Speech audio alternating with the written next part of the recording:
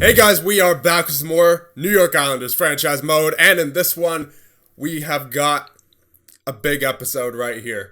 We got some key decisions to make here at the trade deadline, and one of them is regarding our goaltenders in Jason Hutchinson and Jace Oda.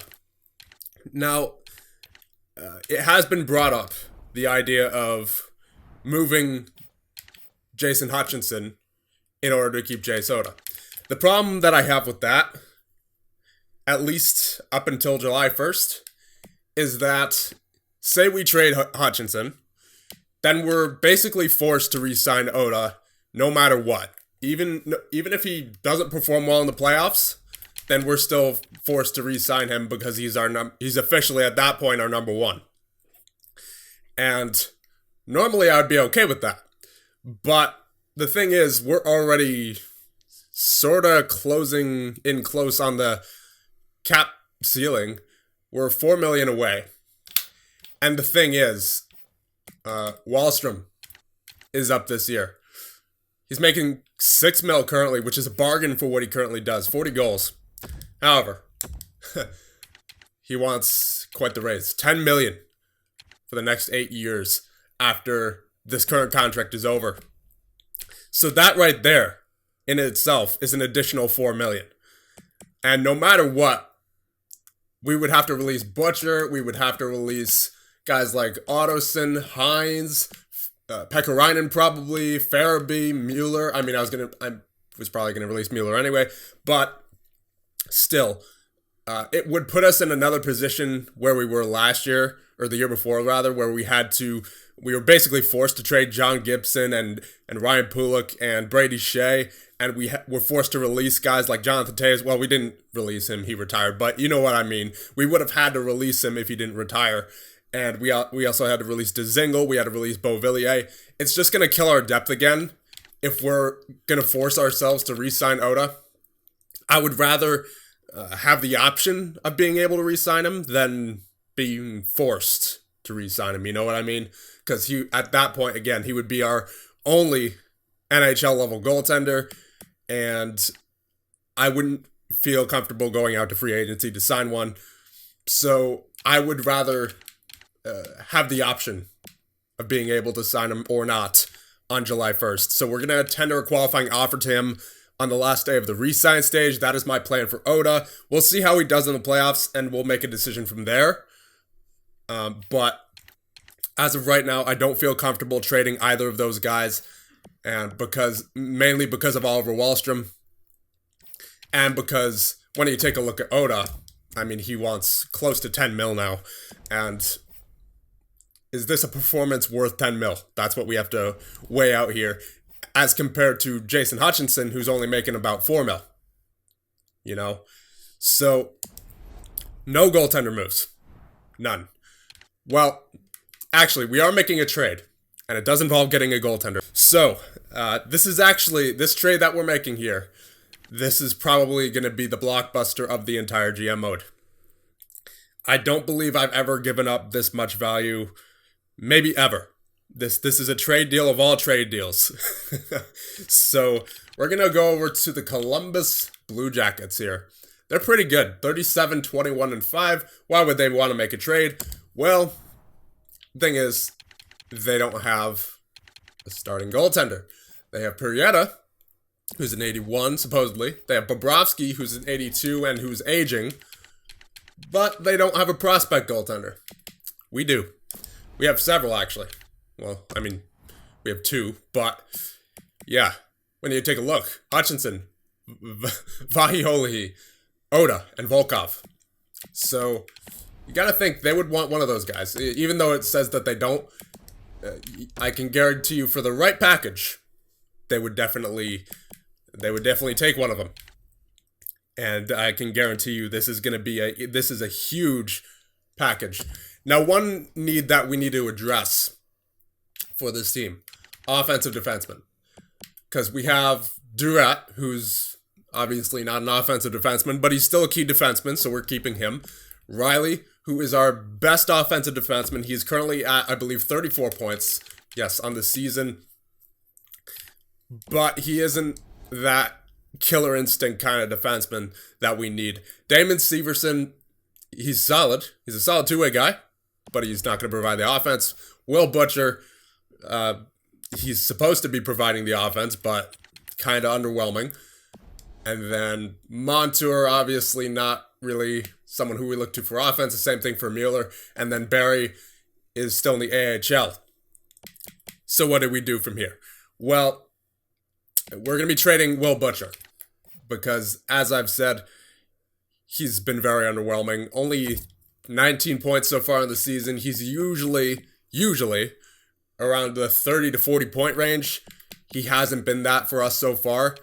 And he's making $3 million. And not only that, but his contract's coming up, and he's going to want more money than he's currently making because of the retained salary. He's probably going to want $5 or $6 million. So I don't want to let Butcher just walk for nothing. So we're going to be giving him up in this deal. And he's, oddly enough, the only NHLer, consistent NHLer that we're going to be giving up in this deal. And we're also going to be giving up Alan Rabbit. 78 overall, injury replacement player for us. He hasn't really shown much, and the Blue Jackets want him. So we're going to be giving him up in this deal as well. And now for the prospects. Going the other way is going to be Leo Knutson. He hasn't played at all in the AHL this year. Kind of feel bad because he's just kind of outclassed by all of our other prospects at this point. So we're going to be sending him the other way in this deal as well. And Brody Fallon. He's a defensive defenseman, right-handed, which we don't need. We already have Pascal Durat. He's, 22? We have a long time with Pascal Durat before we even need to think about another defensive defenseman. I would rather have either offensive defenseman or two-way defenseman as the rest of our defensive core. We only need one solid defensive defenseman who's just stay at home pretty much all the time.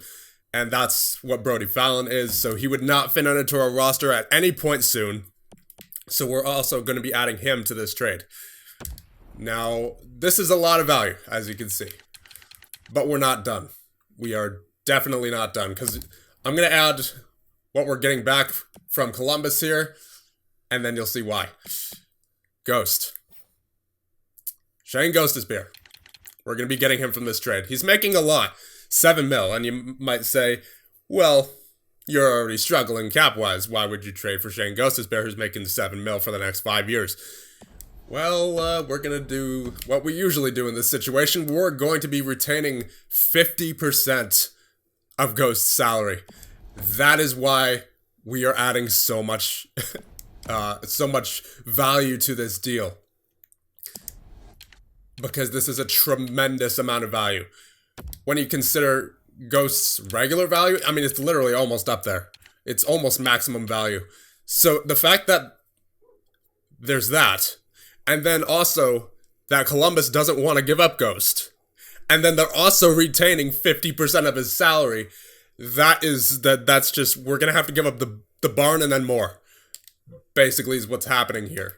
So we're going to add some other pieces of this deal just to sort of fill out the roster limits and stuff. So we're going to be getting back Vieni Vevalainen, 79 overall goaltender. If either Oda or Hutchinson goes down in the playoffs, we have a solid backup just in case.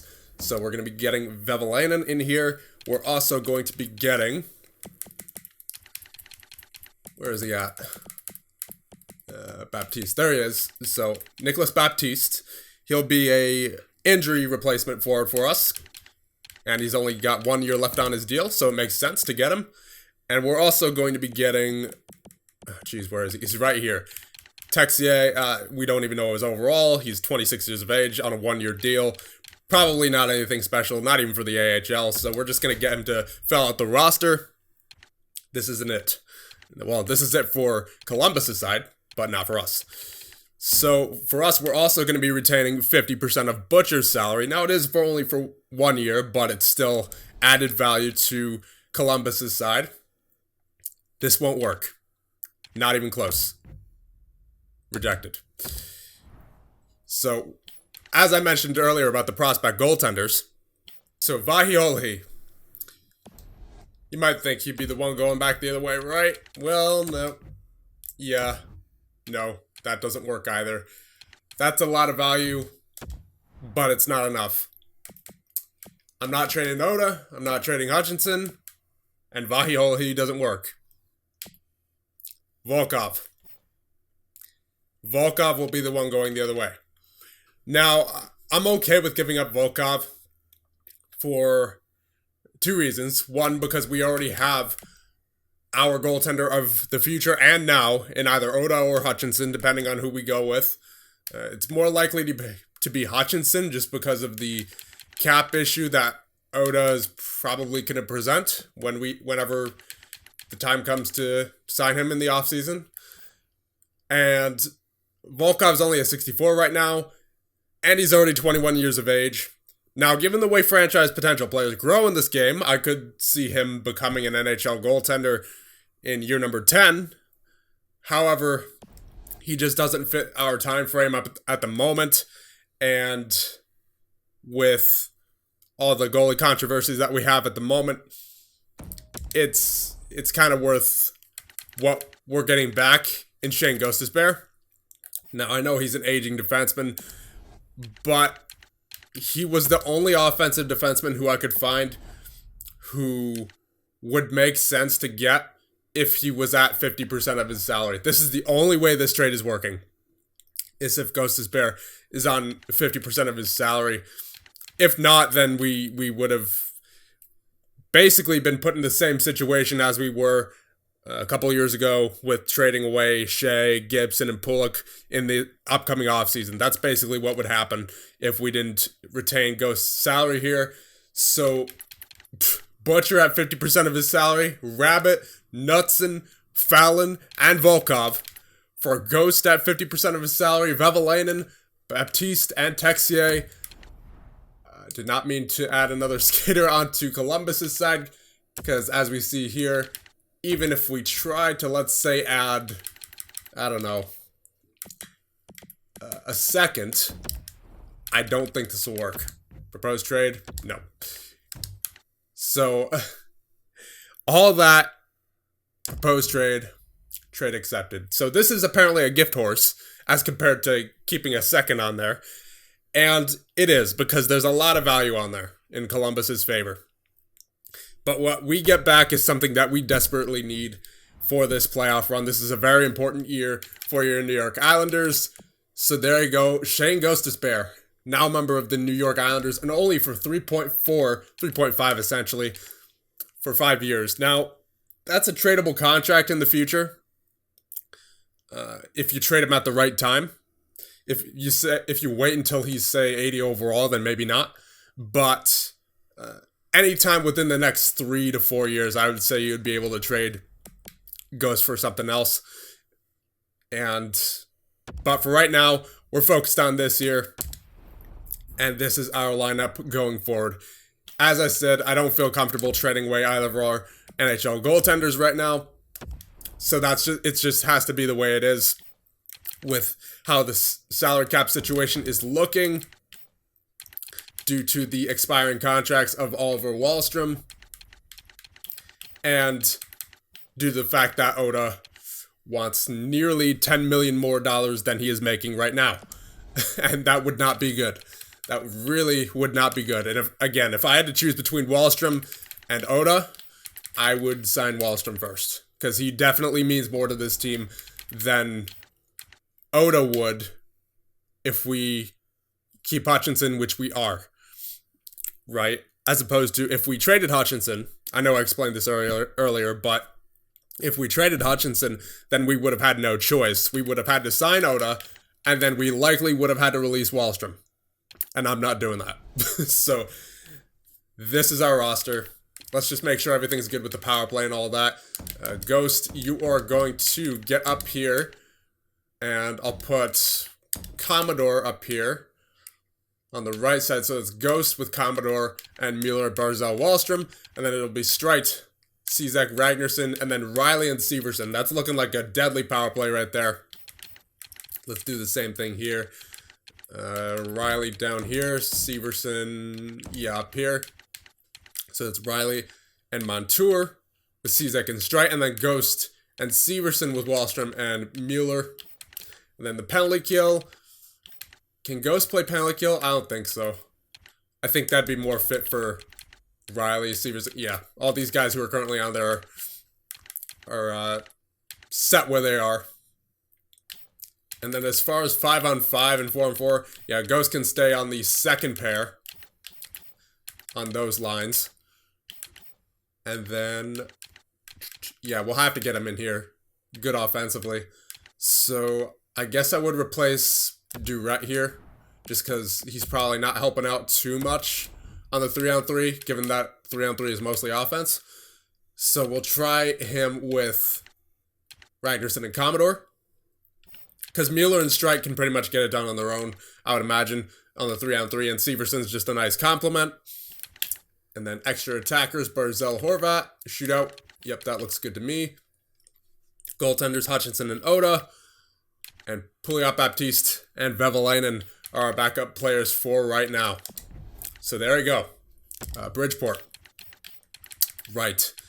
Goaltenders. They need a goaltender here. We'll just put in... I guess we'll have to put in Kubas for right now. Unless can Vevalainen go down without clearing waivers? I don't even think waivers are on, are they? We could just send him down. Yeah, we could just... Yeah, okay, good. Good. So Vevalainen can play in the AHL for right now. And if we get a goaltender injury, then we can call him up comfortably. We will scratch Kubas here. Put Vevalainen in. So now the Miners has a stellar goaltender for the AHL as well. There's another benefit to that trade. It was, of course, a minor benefit, but, you know, still helps us out in developing our prospects and all that. So there you go. Quite the episode already, and there hasn't even been any simulating. But with that being said, let's get on with the rest of the season. We're currently 36, 18, and 7.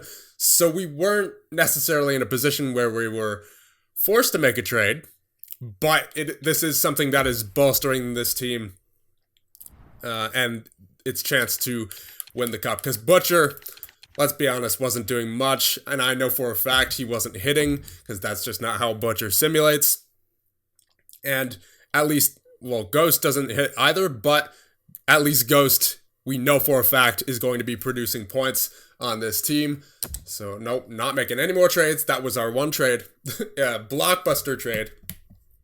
And, of course, got some more injuries right here. Esteban Lin is injured with a sore foot till March 14th. We'll just replace player. And we won our first game there against the Ottawa Senators. And did we win against the, I believe that was the Florida Panthers? I don't know, because I didn't see. Brandon Montour injured with a sore foot till March 17th. So we're going to have to, I believe, put a forward in there, because we don't have a defenseman replacement at the moment. Yeah. I'm going to have to put Baptiste in there at the moment, and then we're going to have to go to roster moves. We'll actually probably have to send Baptiste down. And then we'll call up, what's his name? Kyle Wood. Yeah, because Wood is a 78, so he can actually be a decent replacement player for right now. So go back to the edit lines, and Wood should have just gone right back in there, right? Nope, apparently not. Okay, let's put him in there. There you go. And I don't think Montour was too many places. Yeah, he was on the penalty kill. How's Wood defensively? He's not terrible. Got an 88 body checking, 88 shot blocking, and stick checking. His only concern for me is the 81 defensive awareness, but for the amount of time that Montour is injured, he should be okay there. So I'll leave him there. Merkel, jeez. Alright, so we'll have to do that once again. I might turn down the injuries, because these injuries are happening a little too often as of right now. So, because as you can see, we now have Montour and Mueller down. So who to call up here? I don't think I'll call up Barry until he's for sure NHL ready. So I guess either Peterson or it's got to be Walfredson. Yep.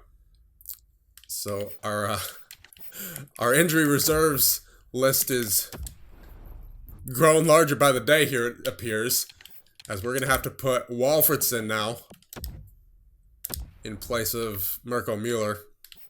And I don't believe Mueller was even on the penalty kill. No, he was not. So we don't have to worry about that at the very least. Oh my. Hopefully no more big injuries now. Or any injuries at all, really. Prefer that to not happen. But the good news is we've been winning a lot recently. And Mirko Mueller is now back once again. So we're going to have to go back into the lines and take Walfridsson out. Put Mueller in. And then set Walfridsson back down. Oh my goodness. It's taking a long time. I might have to cut some of this out. Walfridsson down. There you go. AHL. Oh, yeah. So, okay. So, Texier actually isn't bad. Close to a 77. So, we got something out of that deal for the AHL. And then instead of Chung, or you know what? Was it Reardon? Yeah, it was Reardon. Because he replaced Walfridsson up here. Okay, get Walfridsson back in, and now back to the simulation. If we could go with, you know, at least a week without any injury interruptions, that would be great. So, shootout loss there against Calgary, but for the most part, we've been winning here. Esteban Lin, oh my goodness. Have to get him back in there. He's a good prospect. I don't believe O'Byrne. He's a low top 6. Kolesnik, Texier. Colasar. I'll take O'Byrne out. He's really not that good. Lynn's a 75 as well. And I believe he's a low elite. Definitely want to keep him in there. I'll get Texier down here. Okay. Now, could we please go like a week or two without any injury things? Oh my goodness. Brandon Montour. Well, at least he's back. That's the good news about that. But, jeez, man. It's just been non-stop changing lines for the past 2 or 3 minutes here, it feels like. Oh, man. Okay, so now we have to send down Wood. Actually, you know what? Now I'll keep Wood up here. Because I'm not going to go through all these roster moves too often here. And Central Scouting. Yep. Sure. Let's just get through it. There you go. 3-0 win to the Buffalo Sabres. Tampa, 5-2 win. So it looks like that trade for Shane Gostisbehere has really put us over the edge. And of course, as we keep talking, Keegan Colasar has now been injured as well till March 30th, I believe I saw. Baptiste get in there. Oh my goodness. Okay. Please just simulate a little bit so I can keep talking without losing my pattern. Thank you. Alright, so a 3-1 win against the Flyers, 3-1 loss against the Maple Leafs, 5-1 win against the Blues. Keegan Colasar is back. You know what? I'm not going to bother. We have Baptiste in there now. He's a little bit better. 7-6 loss against the Rangers, 4-3 loss against the Blue Jackets, but then we have a 3-2 win against the Habs, 6-5 win against the Canes. Pascal. Yeah, I might have to turn these injuries down. This is getting to be a little bit too much. Sore shoulder for Pascal Duret until April 15th. Yeah, this it's getting to be a little much. So put Severson up here with Riley, Montour up with Gostisbehere, and then Kyle Wood back in. Basically until playoffs. So last couple of games of the season here, Philly, we lose 3-1, and we beat the Predators 4-2. So we end the season 51-22-9. Definitely much better than last year. No problems, no worries.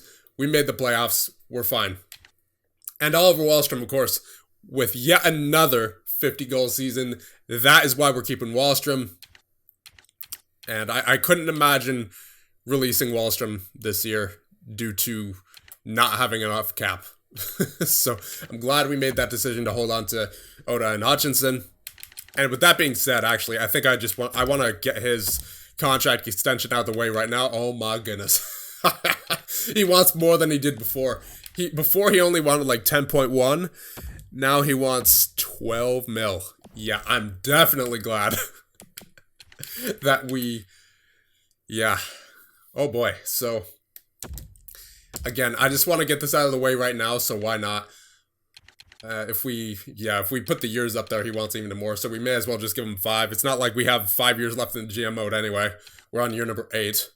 So if I give him 5 years, I'm going to try to go down to 11.4 with him. Try the 85% rule. Actually, I might be able to go down even further. I'll try 11.25 for 5 years for Oliver Wahlstrom. He definitely deserves that contract extension. I mean, is that like 4 seasons in a row of 50 goals? I mean, if that's the case, then he definitely deserves that contract. Yeah, that's 4 seasons in a row of 50 goals or more for Wahlstrom. That is insane. That's absolutely ridiculous. I'm sorry. That's ridiculous. So, in terms of Oda, how much does he want now? 9.3 still. Yeah, as a matter of fact, we've been riding Hutchinson the past stretch, haven't we? Yeah, I forgot about auto... I forgot that auto-rotate goalies wasn't on. I'm so used to it being on that I just went ahead there. I guess I jumped the gun a little bit, but Hutchinson hasn't done that bad. I'm going to be honest. He's stayed consistent at his save percentage basically all year. And we've been getting wins with him, so it's not like, you know, Oda would have made that much more of a difference. So, I mean, I guess you gotta warm Oda up for the playoffs. I mean, not that it matters now or that regular season's over, but still, it's showing that this team, no matter what goaltender's in the net, can get it done. So let's review the final season stats. It's been a crazy season so far, and I expect the craziness to ramp up in the playoffs. So let's go over the team stats first. Goals for per game, we're up there.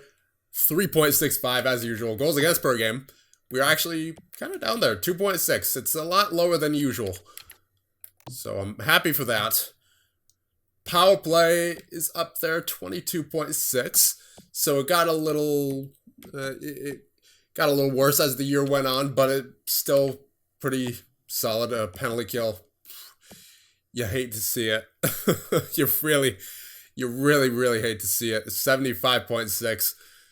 That is definitely something that's been killing us basically for the entire GM mode. Besides that 1 year that we had Taves. So, again, I feel like we're icing our best defensive players. I don't know how much more of an answer that I can have for the penalty kill. Because it's, no matter what we've done, it's basically not worked. As far as the penalty kill. Besides putting Jonathan Taves in there, who's retired. Home, we were 27-9-5. Away, we were 24-13-4. And in the last 10, 6-4. 5 shorthanded goals for as well. So we were dangerous on the penalty kill offensively, but defensively, different story. So there you go. There's the team stats. Let's check out the player stats. Wahlstrom, of course, led the way with 83 points. Barzal, 77. Mueller, 76. Had close to a 30-goal season, actually. That is, I believe, a career high. Yes, it is for goals with 29. And then 76 points is also a career high for him. 47 assists is not a career high, but close. So, generally a very good year for Andreas Mueller.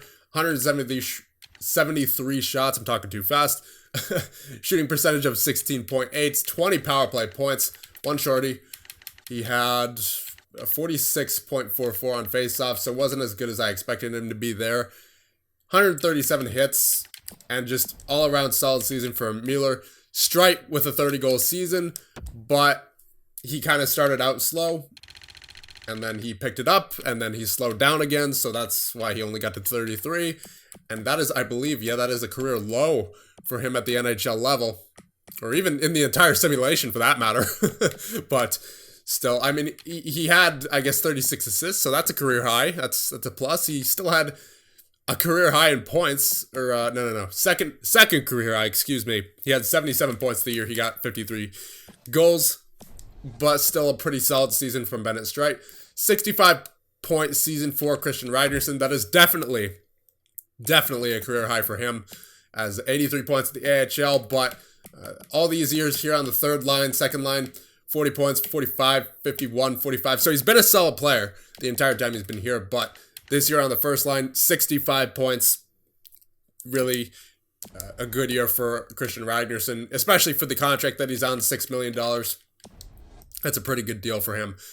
Ghost, 61 points. I believe he had somewhere around 45 when he came here, so around 15, 16, 17 points. So not too shabby for Shane Gostisbehere in the last 20 games of the season for us. Definitely was a difference maker. Cizek, breakout season for him. 57 points, 41 assists. He was on a line with Mueller and Streit the entire year, so I'd imagine that would help. Well, actually, he had a breakout year last year as well, 53 points there. But a career high for him nonetheless. Doug Hines, this was the real breakout of the year. 50 points on the fourth line. Doug Hines was on the fourth line the majority of the year. No power play time. He reminds me, honestly, he reminds me of Teemu Pulkkinen in the Vegas Golden Knights series. He really does. Because he's doing that in 12 minutes of ice time per game. 88 hits. His turnovers are nothing spectacular.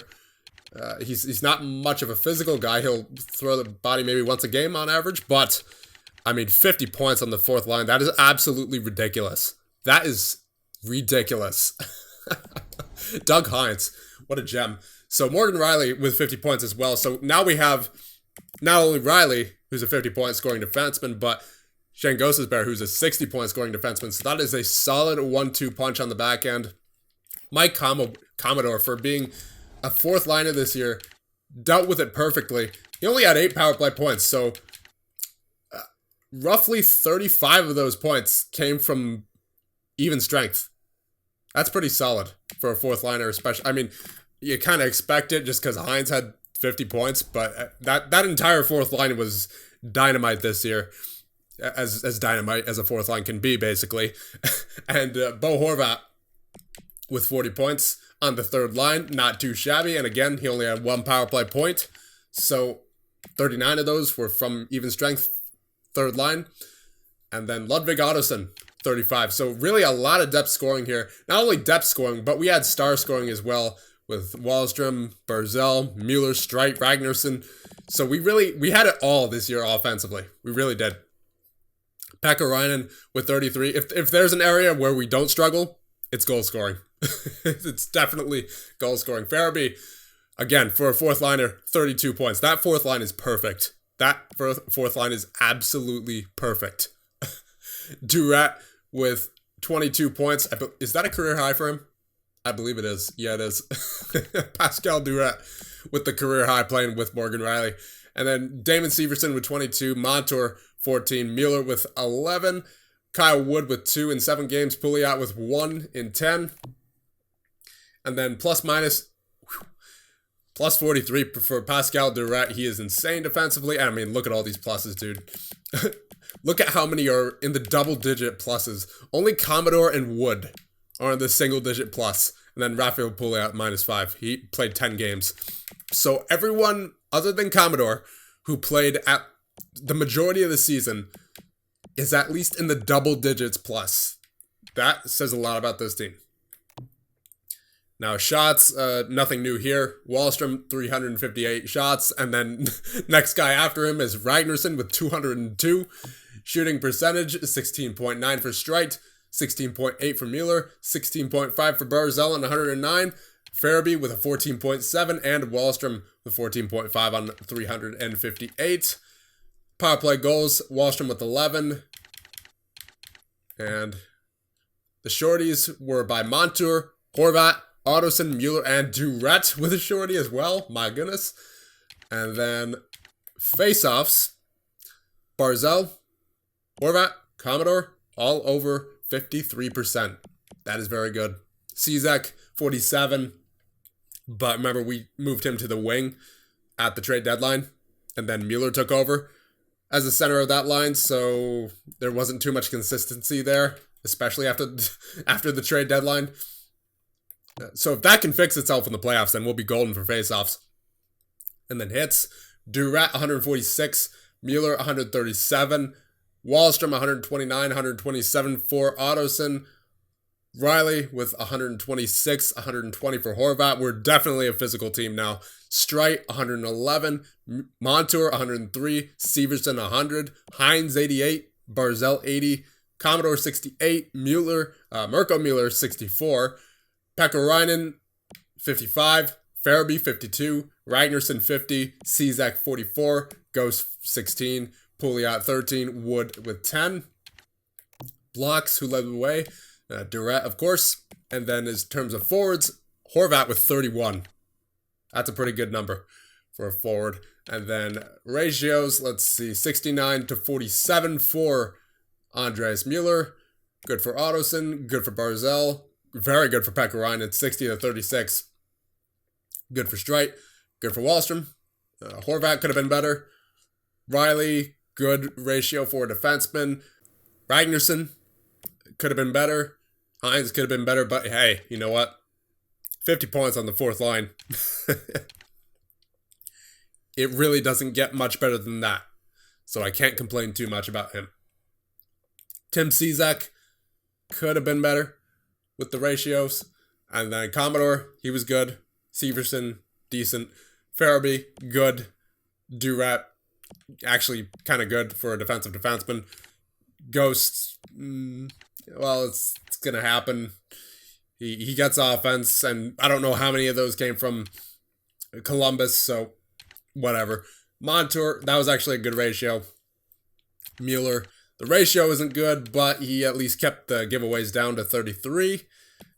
Being on the top 6, that's not really a hard thing to do. Pouliot, 8 to 5, and then Wood, 1 to 8. Honey fights this year. Durant had 4, and then Ottoson and Mueller, Andreas Mueller, both with 1. Goaltenders.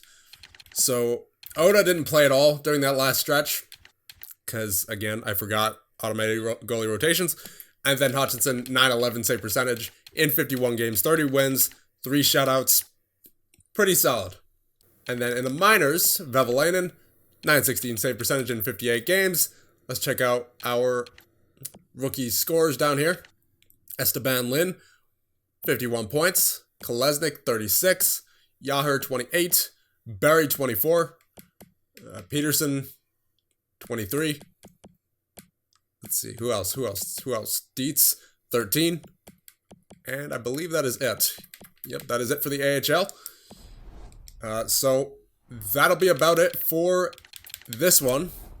As we were done with the regular season simulation, we check the stats. Now, I believe all there is to do is see who we have as a matchup, and it should be the oh, that's going to be an interesting one. That is going to be an interesting one. It should be the Columbus Blue Jackets, unless something screws up. Yes, it is. The Columbus Blue Jackets is who we are going to be facing in round number 1. So for the playoffs, we have Buffalo versus Toronto, Tampa versus Detroit, Carolina versus Pittsburgh, your Islanders versus the Columbus Blue Jackets, and then in the West, we have Edmonton versus Vegas, San Jose versus Vancouver, Nashville versus Chicago, and Minnesota versus Arizona. Before we end it off, we'll check the lines of the Columbus Blue Jackets to see where they are at. So, these are the lines as we last saw them, keep in mind, because of the fog of war. So, first line, Landeskog, Dubois, Ho-Sang, so former Islander. Hope he doesn't come back to bite us. Andre Palat, Riley Sheahan, Cam Atkinson, Anders Bjork, Philip Dano, Arturi Lehkonen, and then JVR, and there's Alan Rabbit, another former Islander, and then Riley Smith. Defensively, Werenski and Murray, Butcher, another former Islander. Man, we've made a lot of trades with the Columbus Blue Jackets. And then Vananen, and then Robertson and CC. And in goal, they have Perriette. Oh, another former Islander. And Bobrovsky. Jeez. 4 former Islanders in the Blue Jackets lineup. So this is quite the matchup here. And then John Moore, of course, Valeri Volkov, and Leo Knutson in the scratched positions. So 4 who are dressed, and then another 2 who are scratched for the Columbus Blue Jackets. So this is looking to be a very interesting playoff matchup. So we'll end that off here. So let me know what you guys think, and I'll see you guys in the next one.